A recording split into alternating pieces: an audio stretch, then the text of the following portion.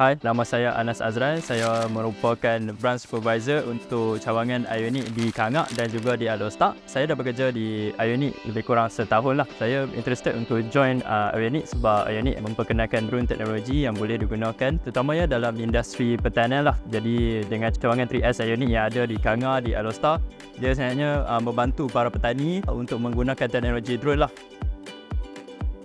Jadi sesuai dengan misi Ionic iaitu Accelerate the Future Today, Ionic sentiasa akan memperkenalkan teknologi-teknologi baru yang boleh digunakan pakai oleh para petani. Saya berminat untuk menjadi solution provider kepada industri pertanian terutamanya dengan penggunaan teknologi-teknologi yang baru yang ada di market yang akan dibawa oleh Ionic lah.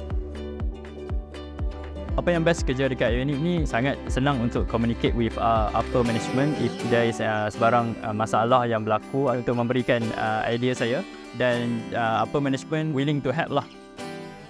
Pengalaman yang tak akan lupa di Ionic ialah pelancaran kita punya Ionic apps di mana berjaya menarik komuniti di sekitar untuk menggunakan Ionic apps lah untuk membantu para pesawah dari segi alat pengurusan pertanian dan juga dari segi servis semburan yang mana pesawah boleh booking servis semburan melalui aplikasi Ionic apps saja.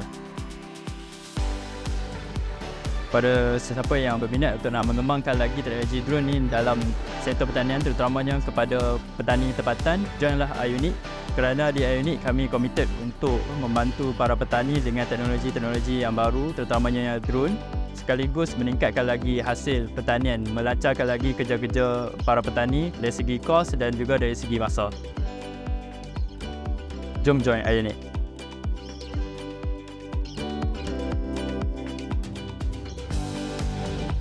Senario senangnya kalau orang sebut drone saja, orang cari Ionic dan orang cari saya lah sebagai salah seorang.